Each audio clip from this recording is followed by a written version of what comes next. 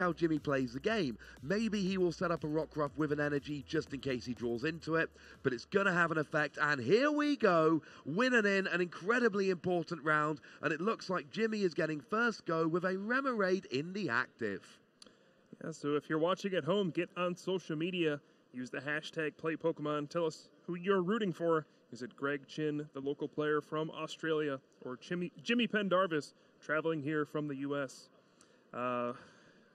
Jimmy Pendarvis, you know, he's had quite a good run in the past couple of years. He won a regional championship last season. He frequently makes top 8 at a lot of these regional championships. He just did in Dallas, in fact, He did a couple indeed. weeks ago. And here he is once again on the verge of making it to the top 8 of the international championships. Now, he did just hit a max elixir there and got a second energy from his hand. Plays the N, of course. There's no possibility of attacking turn 1. You're not allowed to. It's against the rules. It is, to put it bluntly, naughty. But the good news is that he now just needs one more energy attachment. And then on his second turn, there could be a Knuckle Impact or an Absorption GX. So even though he can't attack on turn 1, Jimmy is putting himself in an excellent position to get a really big attack and start taking KOs on turn 2 of the game. And this is what these Buzzwole decks want. They want max elixirs, and they just want to get energy on the field, big Pokemon, and off you go. Now, most of the time here, you would maybe search for a second Buzzwole, but I think generally it would be a Lycanroc would be your Rockruff, sorry, to evolve into a Lycanroc. Problem is, as Jimmy's searching through his deck here, he is going to see a distinct absence of Lycanroc, and if you can't evolve it, then putting a Rockruff on your bench, getting the energy on it, not necessarily the best plan. In this particular matchup, Lycanroc GX is a tad risky because it has a weakness to grass, which Greg has Golisopod GX in his deck. So just a 1 energy first impression knockout on the Lycanroc GX is an easy 2-price swing. So it certainly hurts to have those 2 Lycanroc GX in your prize cards. You always like having the option to use it, but it's always risky to get it in play against this deck anyway, so I don't know. It has its ups and downs for Jimmy. Oh, it absolutely does. Now, we see Greg here using a Brooklet Hill. I'm fairly sure Greg has no valid targets in there. What he's doing is he's just searching his deck. He is getting himself the information he needs before he starts playing out his hand using his turn. It's a brilliant move from a veteran player just to go through your deck and go, right, now I know everything that's going on. And he knows he's not attacking this turn. He actually puts a double colorless energy on that Wimpod before playing an N. And that is a risky play if your opponent is playing an enhanced hammer. The good news is it doesn't look like Jimmy actually is. If Greg knows that, then he knows that double colorless energy in theory will be safe. But of course, there's nothing to stop Jimmy doing something like playing a Guzma next turn, KOing that Wimpod and taking that energy off the board as well as getting a crucial KO. So there's going to be a lot of interesting interactions in this matchup. At face value, you see Golisopod and Zoroark GX going up against Buzzwole GX, but it's going to come down to the more intricate cards in this matchup. Greg playing the Mew EX, which we've seen quite a bit of in this tournament so far to counter the Buzzwole GX. That is an easy way to knock out Buzzwole GX and get 2 quick prize cards. Jimmy, though, playing that Mewtwo in his deck, so he actually has an answer to an opposing Mew EX, unlike a lot of the other Buzzwole decks we've seen. And that is going to be really helpful for him. He does get that second Remoraid on the bench, maybe just in case one Remoraid gets KO'd, or maybe just because he wants double Octillery. I mean, we've seen that Abyssal Hand ability all weekend. It's so good. There is the Guzma. He instead goes for the single energy Buzzwole, so he can just Jet Punch, get a KO on that Zorua, and he actually does get an Octillery as well. I adore this play. It means that Greg will have 0 trades next turn, and it also means that Jimmy, first of all, he's got an active Buzzwole taking a prize, but he's then got a bench Buzzwole with 2 energy. 3 energy Buzzwoles are great, but you want to save them until you really need them. So now he's got the single energy Buzzwole, attacking, putting energy on the board, taking prizes, whilst having that 2 energy Buzzwole on the bench in reserve for when he really needs to take that big KO. That Guzma did a lot of good things and really has put Jimmy ahead in this game. Yeah, 2 things have put Jimmy pretty far ahead. Number 1 is Greg did not play Bridget on his first turn. He's playing it now, but you'd like to have it on your first turn. So he only got 1 Zorua down, which means it got knocked out, and there's no Zoroark GX for him in the near future. And I think it's going to look like he won't be able to get an attack off on his second turn. So Jimmy is pretty far ahead at this point. This is what the aggression of Buzzwole GX offers you. You get quick knockouts, and if your opponent ever stumbles, you just go out to a commanding lead. And that is what is so great about Buzzwole. 1 energy, basic Pokemon. That's all you need to start attacking, spreading damage around, taking prizes. And we see Greg, he's passing there. It looks like he's had 1 turn. 1 energy attachment, 1 Bridget. It looks like he's had 1 turn, but he's actually had 2. Jimmy now does go and get that Rockruff on the bench. It is risky because of Golisopod, but it's all about how you use it. If you can take a crucial 2 prizes with Lycanroc and then give up 2 prizes, then you're back to normal. And there we do see another Guzma and a second Buzzwole with a single energy on. He's going to be taking a prize here on that Zorua while whittling down, putting some damage on those 2 Wimpods now on the bench. And not only is he 2 prizes up, but he's got multiple attackers, he's got multiple options. He's making sure that if something like a Mew EX were to come down and start taking prizes, he's got enough energy on enough Pokemon to actually have an answer to that straight away. And that makes Mew EX an awful lot less frightening. Yeah, Jimmy has actually walked into Mindjack Zoroark, though.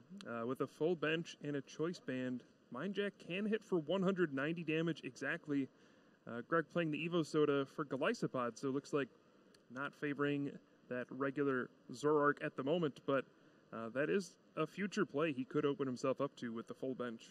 Absolutely. Would have got the KO there for 2 prizes, but with no Zoroark on the field, no trade abilities, etc., he might have been thinking, I get 2 prizes, but then Jimmy's probably going to end me down to 4, and I just don't have enough on the board. My board state is not in a good enough state to really warrant taking those prizes. He must have been tempted to do so, but I think at the end of the day, he's gone a little bit safer, trying to keep those trades on the board. Of course, that Zoroark will not last very long against a free energy Buzzwole. We've already seen 2 Guzmas from Jimmy, and if there's another one next turn, that could really put him into such a commanding position that Greg might have to start thinking about game 2. Yeah, he's in an ugly spot here, considering he has... Oh, he's not even going to attack. That's pretty bad for Greg.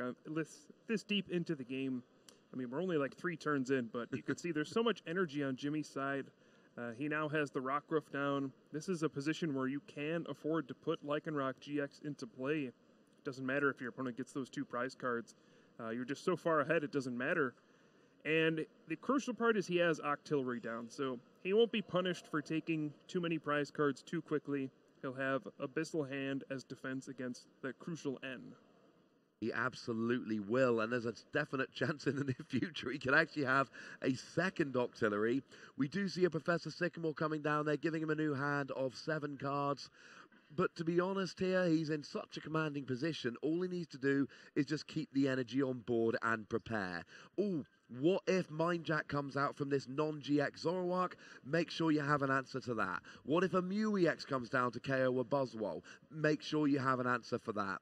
He's at the stage now where he doesn't need these giant KOs. He's in a good position. He's ahead in the game.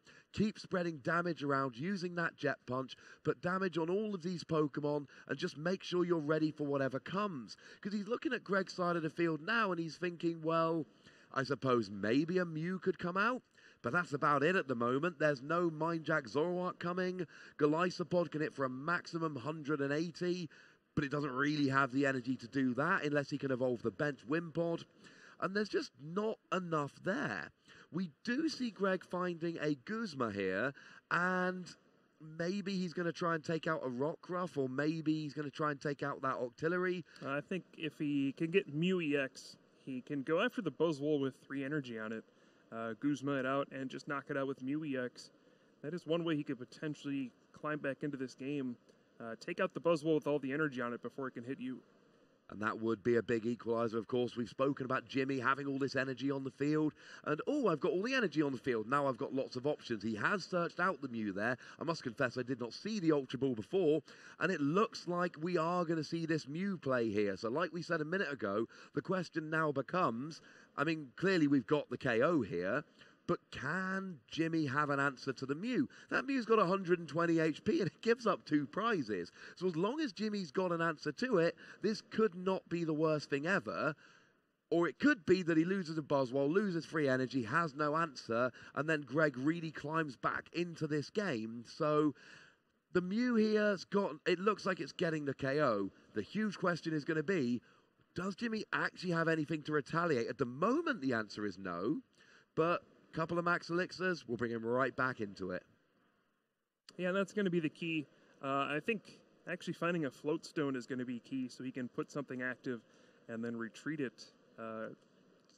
Use Max Elixir on a bench Pokemon and then retreat his active, so he can power up something like a Mewtwo or get 3 energy onto a Buzzwole GX. This Mew EX play is certainly going to put pressure onto Jimmy. We'll see if he can respond to just a 120 HP Pokemon. And we do see a crucial evolution of that bench Wimpod. It had 10 HP remaining. A Jet Punch would have KO'd it. So a nice little play beforehand. But Greg now puts the Mew into the active. It means he can use First Impression for what will essentially be 240 with weakness. And now Greg has evened up the prizes. And although Jimmy had this great start, getting all the energy on the field, he was really looking in a commanding position. He's now got 2 Buzzwole, each with 1 energy on, and although he got 3 energy on the Buzzwole, he never attacked with it. He didn't use it to put himself further ahead in the game, and now Greg has got a Zoroark. He's got a couple of Golisopod. He's only got 1 trade per turn, but he's got a pretty good setup now, and Jimmy has gone from, oh my goodness, how does he lose this, to he's on the back foot and really needs to make sure that he can get back into this. And honestly, Max Elixir is a thing that jumps out as something that can really bring him back into this quickly. Yeah, but he did miss the first Max Elixir after putting down that Mewtwo. If you have Choice Band on the Mewtwo, it can knock out this Mew EX with Psychic. And this second Max Elixir could be a big one, and he does find the fighting energy. So now all he needs is a Float Stone and a basic energy. He has the Choice Band in hand, and then he can knock out this Mew EX and go down to 2 prize cards. That is going to be absolutely crucial. Like we said, Mew, very low HP. There is that second energy. There is that Choice Band. So all we need is a Float Stone. We do see an Abyssal Hand, and he gets the Float Stone off of that without even having to play a supporter, which is pretty big. And now that Mew is going down, and again, Jimmy needs to think, do I have something for my last 2 prizes? There's Zoroark on the field. There's a Golisopod that's got 60 damage on it already. Jimmy just needs to make sure he can KO one of these. And he can even play an N for the turn, potentially disrupting Greg's hand, putting him down to 4 cards. He only has 1 Zoroark GX in play, so he doesn't have that critical mass of Zoroark GX out, where if you have 2 or 3 trades after an N, it's almost like nothing happened. 1 trade is okay, but it's typically worse than Octillery's Abyssal Hand. Zoroark GX starts getting out of control. Once you stack them together, you get 2, 3, or 4 of them into play. Yeah, that is the real power of it. We've seen so many games this weekend where players have had 4 Zoroark out, and they're saying they're drawing 8 extra cards per turn, which is frankly ludicrous. Now, we do see a Choice Band coming down onto that bench Buzzwole, which will add a little bit of extra damage. The Mew does come up. It's going to get that fairly easy KO. We do actually see a Max Elixir in Jimmy's hand, and there is a Float Stone on that Buzzwole, so if he hits that Max Elixir next turn, with that strong energy, that should be enough to pretty much finish out the game. And of course, Mewtwo's got 130 HP. This is huge. First Impression, 120 damage. Riotous Beating with a full bench, 120 damage. 130 is one of the really crucial numbers in the Pokemon trading card game at the moment in terms of being able to take those hits from these popular Pokemon. Greg needs something more than just a First Impression or a Riotous Beating here. I mean, he could get a KO of a Crossing Cut GX on his Golisopod, but it's a lot of resources just to KO a single prize Pokemon. Yeah, this tech card for Jimmy, this Mewtwo from XY Evolutions, is really put in a lot of work for him this weekend. We saw round 2 yesterday against Rahul Reddy. This Mewtwo did a lot of damage against opposing Buzzwole GX, and we see it be useful to do the counter to the counter, knocking out Mew EX with Mewtwo, and it's paying off big time. It's not a card we see in this Buzzwole Lycanroc deck very often. You typically only see it when there's double colorless energy in the deck, but Jimmy has found a way to make it work here. And I'm totally giving you the credit for this, Kyle, because right at the beginning of this game, we looked at the deck list and you said, oh, Jimmy's playing a Mewtwo. That could be quite crucial for taking out a Mew EX. And here we are 15 minutes later, and that has been one of the real big points in the game. Now, Greg is playing a Mallow here. That's going to get him any 2 cards onto the top of his deck, and he then will, of course, trade and draw them both straight away. It does look like he's actually searching out a Max Potion there, maybe looking to heal up a Golisopod and then pop it into the active with a first impression. I mean, the only thing he can heal is a Golisopod, but if he heals one with double colorless, then all he can do is first impression. So he's not actually going to be doing enough damage. If he does go for that Max Potion, it's not going to do everything he needs. Now, of course, the other thing to bear in mind, although he's got an Enhanced Hammer, there is no double colorless here. That Mewtwo uses basic energy in Jimmy's deck. So Enhanced Hammer doesn't stop the Mewtwo in his tracks like it would in a traditional deck. And Greg just passes the turn. One of the downsides of this Mewtwo is that if your opponent's Pokemon doesn't have any energy attached to it, Psychic really isn't doing very much. Now, there's an exception against like Buzzwole GX with no energy on it. If you have Choice Band, you can still Psychic for 100 and put on some pressure. But here, he's doing a measly 20 damage to this Tapu Koko. So Greg, realizing he's not in a great spot, needs to buy some time, says, all right, well, I'll just leave Tapu Koko up here. I'll force you to find a Guzma and some other cards to punish me for it. I mean, essentially, the win condition here seems to be a free energy Buzzwole or a dangerous Rogue GX. Now, he must have got one of those Lycanroc by now. I'm sure he has. Yeah. So if he could hit a Max Elixir onto either of those Pokemon, then add a second energy and a Guzma, he would be able to finish out this game. And it looks like he's actually just going Dangerous Rogue to pull up that Zoroark. This is quite nice because, of course, he's already got the Mewtwo that he can retreat. So if he hits a Max Elixir here, that will take game 1 for Jimmy. He can retreat the Mewtwo.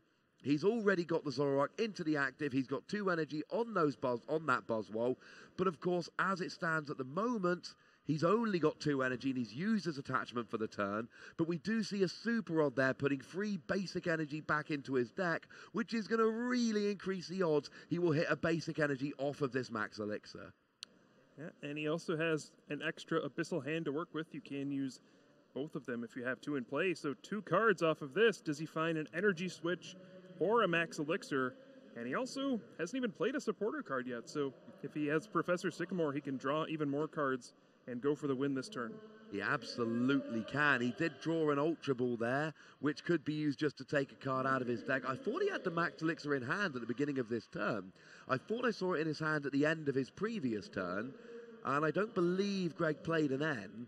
So I'm hoping he's actually, well, I think he's actually got the Max Elixir in hand already. But no, look like it. Just a Professor Sycamore. So he is going to have to draw it off of the Sycamore. And, oh, there's the energy switch. He's got it.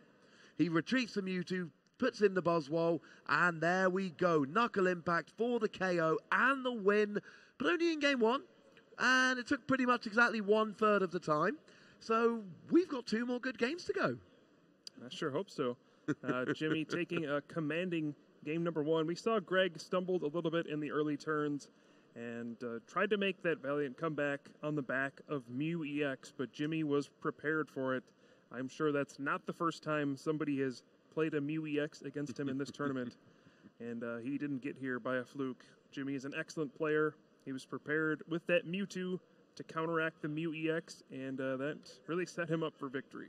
Yeah, I think it is fair to assume at this stage that he probably has played against a Mew. Now, of course, we did see Jimmy briefly on the secondary stream in the last round.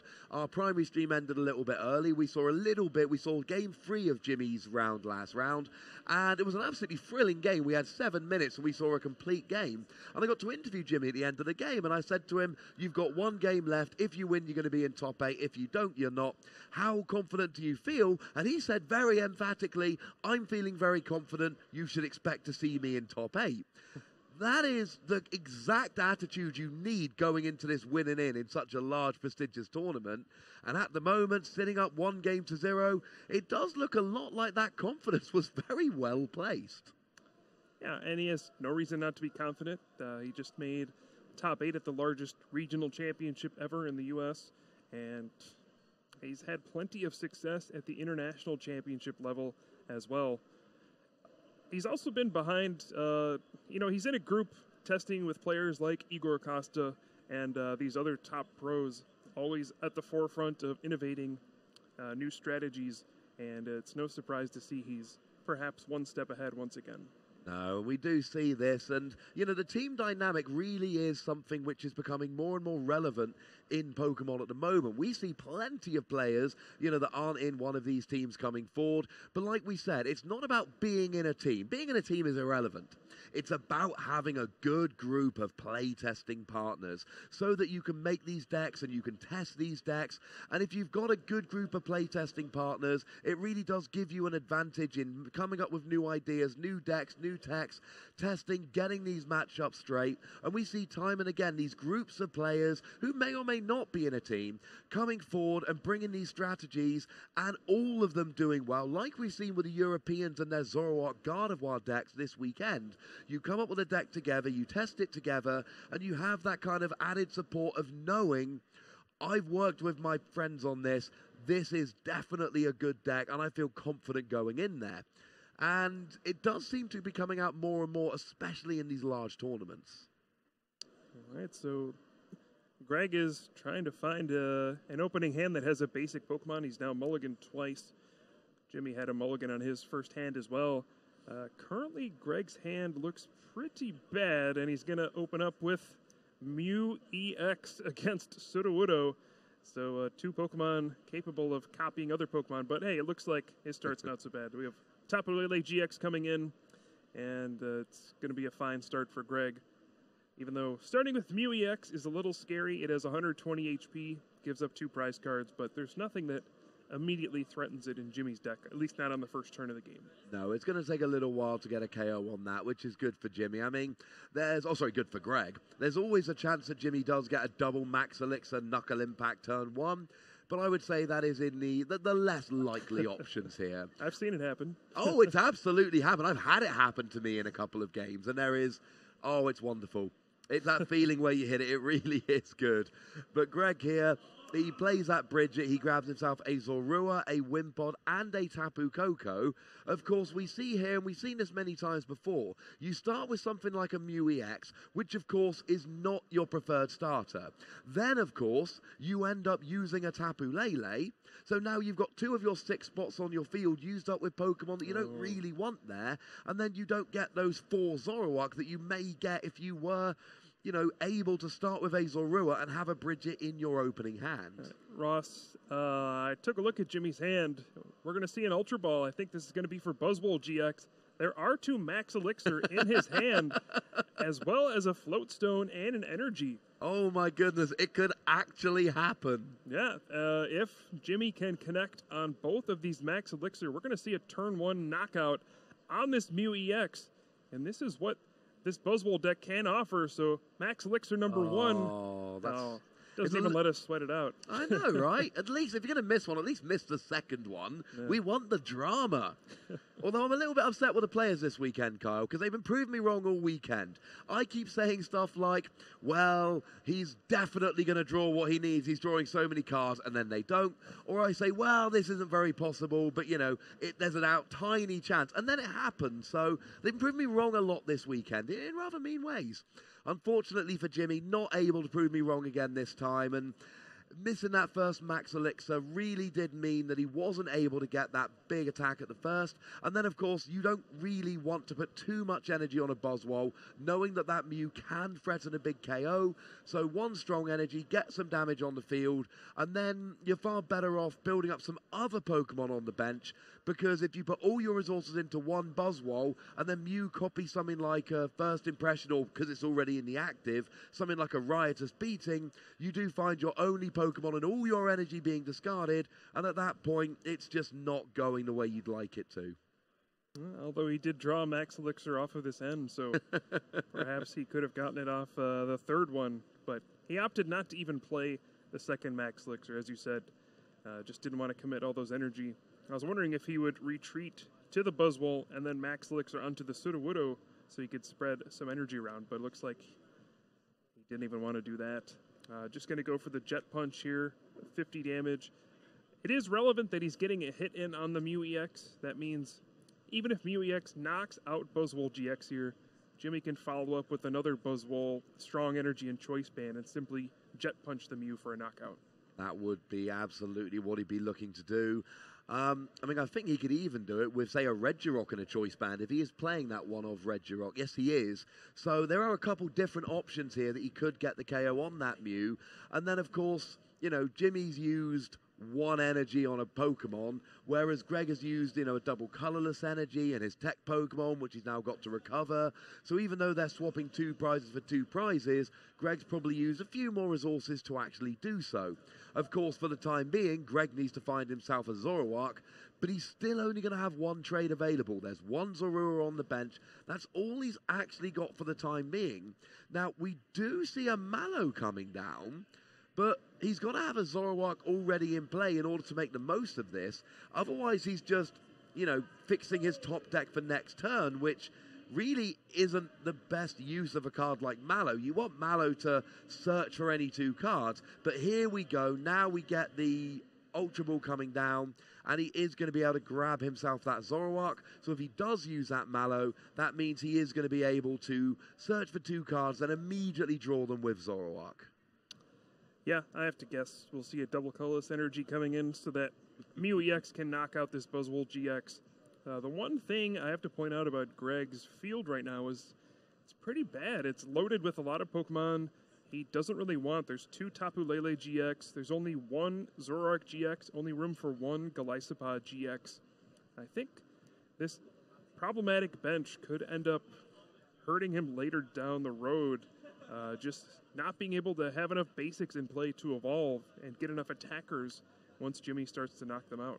Yeah, it's something we saw right back in the first turn where he starts with Mew and has to use a Tapu Lele, and it is going to come back to hurt him. Now, we do see a Field Blower getting rid of Brooklet Hill and that Floatstone on that Sudowoodo, and then we see a KO copying that Riotous Beating with that versatile ability, and now Jimmy's going to need a Floatstone to retreat that Remoraid, or hopefully Octillery if he evolves it, and then he's going to need an attacker. Now, Buzzwole Strong Energy Choice Band or Buzzwole Basic Energy Choice Band Regirock, they are his 2 outs, but of course, he's not actually able to go and search himself a Buzzwole because Greg dropped a Field Blower to get rid of that Brooklet Hill, which was a very, very nice play on his part. Now Jimmy's got an energy on his Sudowoodo. He does have the Floatstone, but he's going to now need to hit a Max Elixir in order to actually get an attack off this turn, which is not the position he wants to be in at all. He's already hit the Max Elixir. My apologies. Here's the energy attachment for the turn. The problem is his opponent used Riotous Beating last turn, and he's only going to do 40 damage. That's not a knockout. That's not a knockout. Only 40 damage. He's using Riotous Beating, 2 Pokemon on the field. 20 times 2 is 40 damage. Add the 50 already on there is 90. Had there been a Choice Band on the Sudowoodo, there would have been a KO. But there isn't, so there isn't. Yeah, I mean, that's just kind of second nature. You figure, yeah, I copied the attack that knocked me out. It did 120 damage. I'm going to do 120 damage. But no, you use the attack. You use Riotous Beating. And since there's only 2 Pokemon in play for Jimmy, it's only doing 40 damage. And Mew EX is weak to Psychic, not fighting. So there's no ×2 or anything like that. It's just straight up 40 damage.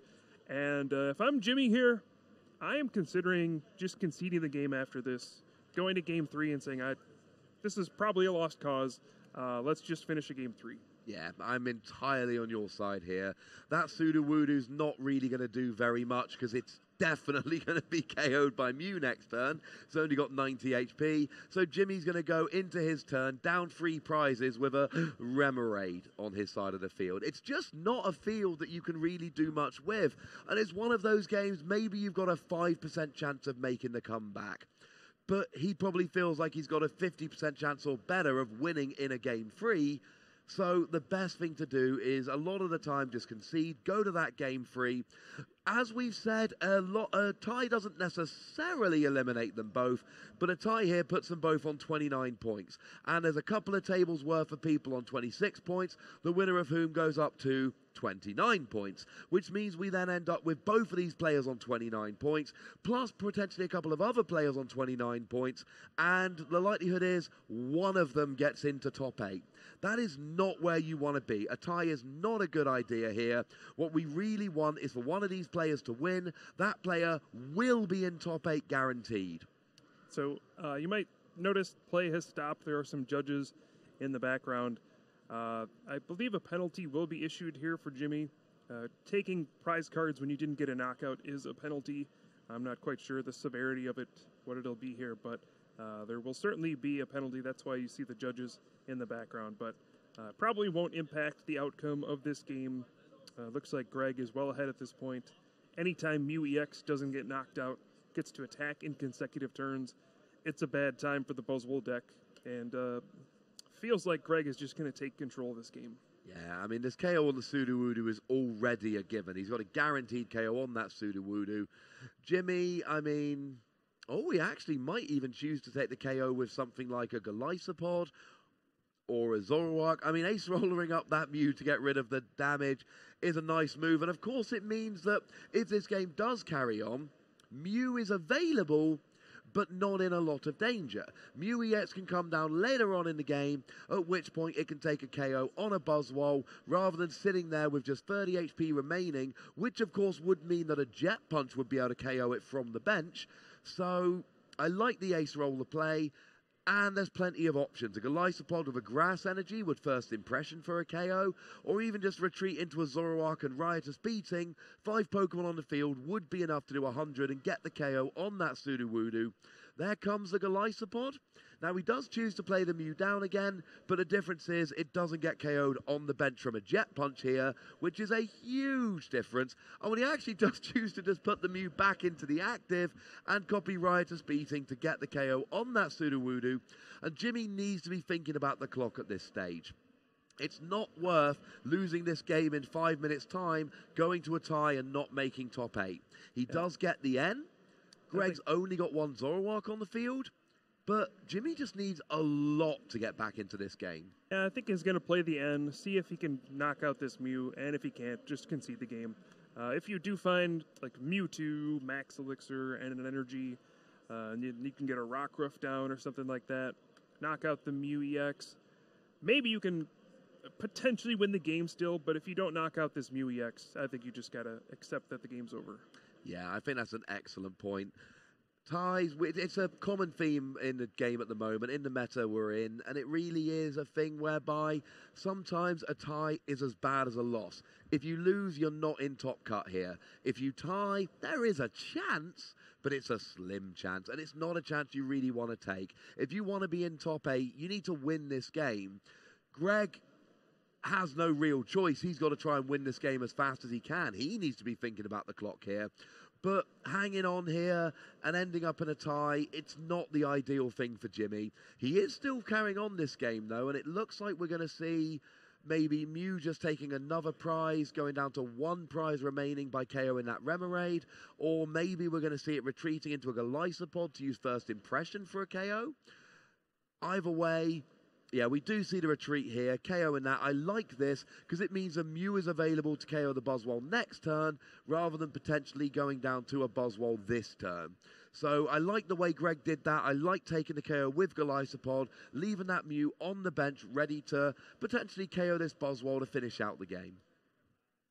Yeah, I think I might like it better just knocking out the Remoraid with the Mew.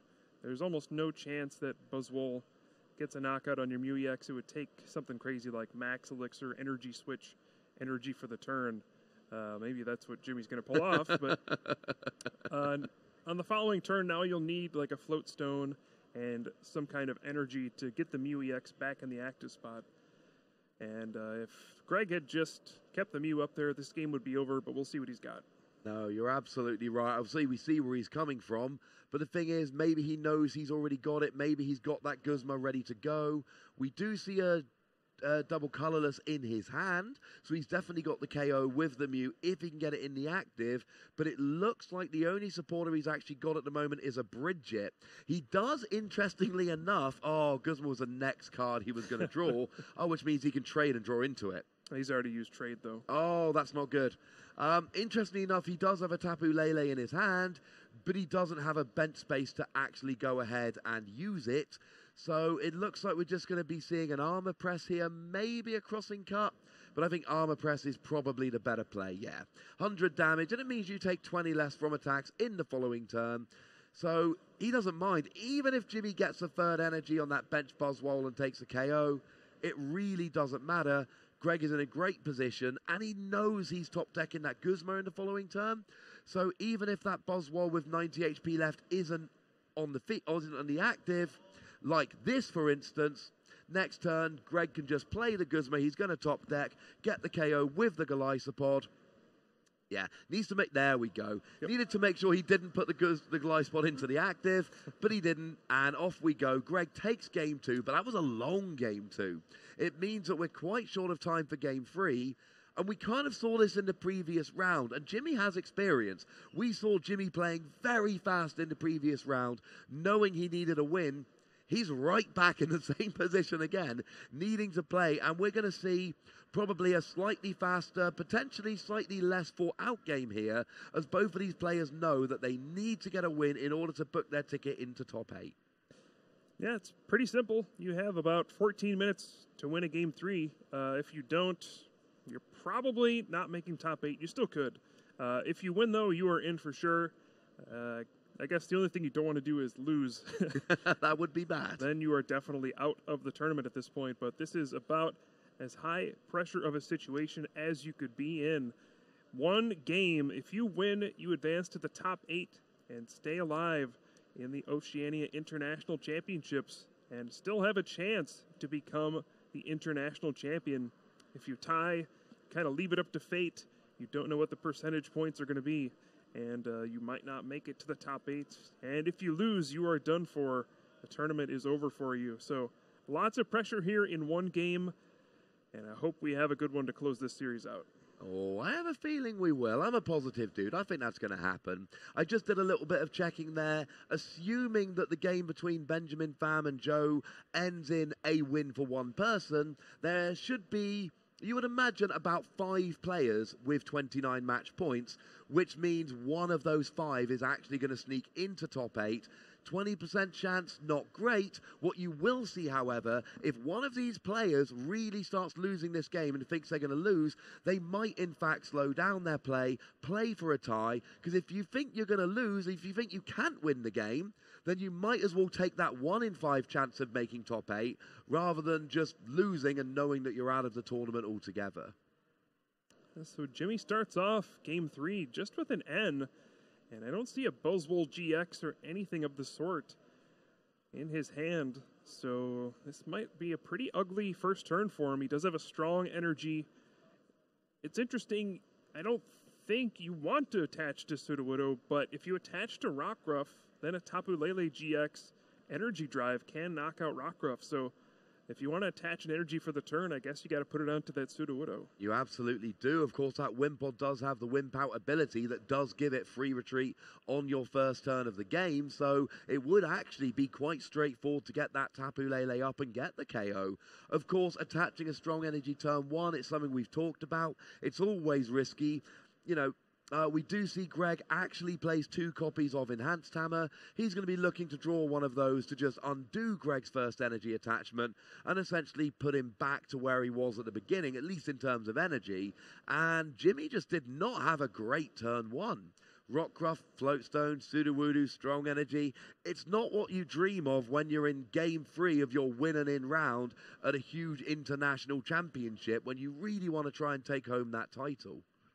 Yeah, Greg's turn 1 is not very good either, though. He did not play Bridget. He just got 1 Zorua down on the bench and put a grass energy on his Wimpod. He did Field Blower off the Floatstone, which is pretty big to potentially prevent a Jet Punch this turn, but if Jimmy can get that Buzzwole GX into the active position and, Jet Punch, this is going to look ugly for Greg. He doesn't have enough basic Pokemon down. He really doesn't. Now, you see he chose to put the energy on the active Wimpod, but he didn't Wimp Out. He actually left the Wimpod in the active standing strong because, of course, just a Jet Punch of a basic energy KOs Zorua.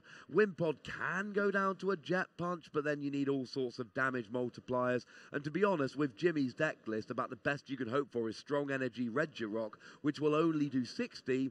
So Greg is assuming that this Wimpod is going to take a hit, but there comes the Guzma, and that will KO that Zorua very easily while putting 30 damage onto that Wimpod. And as I like to think of it, Greg has 40 HP left on his side of the field. Essentially, yes. He does have an N in hand, but he needs to find another basic Pokemon. He's going to Field Blower away that Brooklet Hill, N, and cross his fingers, praying for a basic Pokemon. If not, this Buzzwole GX is going to shut the door, and Jimmy Pendarvis will advance to the top 8. Because even if he evolves it into a Golisopod, of course, Absorption GX will be doing 200 as a base damage at the moment. That will be enough to get the KO. So, yeah, that Wimpod is not going to last very long, even if it evolves. So, it really is just crossing your fingers for a basic Pokemon for Greg here, preferably several, and all he draws, it looks like a Tapu Lele, and there's a Zoroark there, but that isn't a basic. He's going to have to bench a Tapu Lele, or else an energy wins Jimmy the game next turn. But this is really not what he was looking for. He does finally have a Bridget he can play next turn, but he's going to be playing a Bridget after his opponent has already taken 2 prizes. That is not the position in which you want to be at the beginning of a game like this. And just to stress, this is game 3 in your win and in for top 8 at the International Championships. This is not an ordinary game of Pokemon. Yeah, this hand does not look like it's setting up Greg for a successful next couple of turns. That Wimpod no longer has the Wimp Out ability active, so it cannot retreat, which means it is pretty much stuck there to get knocked out by Buzzwole GX. There's no Golisopod GX in Greg's hand, and just that Tapu Lele GX, so you can kind of envision where this is going. If Jimmy simply finds a strong energy or Regirock, he can just Jet Punch, knock out the Wimpod. Or is Greg actually going to retreat? He's going to pay the 3 energy and retreat to his Tapu Lele GX, valuing that Wimpod more than the Tapu Lele. I think you jumped to conclusions a bit quickly there. He could have used Gnaw for 60. He had the energy required to Gnaw for 60. Yeah, he sure did. Oh, and then we see Bloodthirsty Eyes, which means Gnaw would have been better in the end. Although, just so we're clear, I'm not actually suggesting he should have. That is so bad for Greg here. Jimmy able to get that Zoroark, use that Bloodthirsty Eyes to pull the Wimpod in the active. You saw that Greg wanted to keep that Wimpod because it was a valuable attacker. And of course, all we're going to see here is an Absorption GX probably for the KO. He can even Jet Punch. Oh, he could Jet Punch, you're absolutely right, and he would Jet Punch, so that way Knuckle Impact is likely to do good in the future. It looks like we see an energy switch there because he knows he only needs 2 energy, and, I mean, there's no point in Greg conceding this game. He's going to carry on, but it really is getting to the stage here where Greg has had such a bad start that it's just not looking good at all. Yeah, I understand the logic behind the energy switch. I think Jimmy might be playing a little bit scared here. He's trying to prevent a Mew EX from coming out of nowhere and knocking out his Buzzwole. But what he's actually done now is left himself vulnerable to Enhanced Hammer. Now if Greg has an Enhanced Hammer, he can discard the strong energy, and all of a sudden, Jimmy doesn't have access to using Knuckle Impact or Absorption GX next turn. And there is that Enhanced Hammer you were talking about, getting rid of that strong energy. And of course, it is Absorption GX and Knuckle Impact that are needed here to take that KO on the Tapu Lele. He's had a couple of Jet Punch KOs so far. Yay! But he needs more than that this turn. He needs that 3rd energy. Maybe he hits a Max Elixir here, which will get him the 3rd energy on the Buzzwole. But he still needs to be able to actually get the active Buzzwole out of the active. Although, to be honest, if he could grab something like a Guzma here and KO that Zorua, or one of those Zoruas, that might be better. Yeah, he's already played Professor Sycamore for the turn, so Guzma off the table, but he does hit the Max Elixir. He does have a Float Stone in hand, so if he wants, he can just knock out that Tapu Lele GX, and it looks like he's going for it. Jimmy Pendarvis wants to get this game over with and lock up his spot in the top 8. He's only got 5-6 minutes left, and of course, with the Octillery on board, being able to use that Abyssal hand, you don't need to worry about N. Usually going down to 4, going down to 2 after taking 4 prizes so quickly, not something you would really want to do. Because, and I've seen players do this all the time, I didn't take the KO because I didn't want my opponent to end me, so I just spread a bit more damage around. Not an issue here with that Octillery on the board. And good news for Greg, he's got 2 Zorua in play, he's got a Wimpod in play. Bad news for Greg, Jimmy's down to 2 prizes remaining. Now it did look like he used Knuckle Impact there because the GX counter did not go over for Absorption GX. But we've got Watch and Learn, which is ready for a Riotous beating on Sudowoodo. And there's always the threat of Dangerous Rogue if there's a couple more bench Pokemon for Greg. In fact, no, it actually would just be a Strong Energy or a Choice Band. 2 bench Pokemon is enough. So it really does look like Jimmy is going to have a way to KO this Zoroark.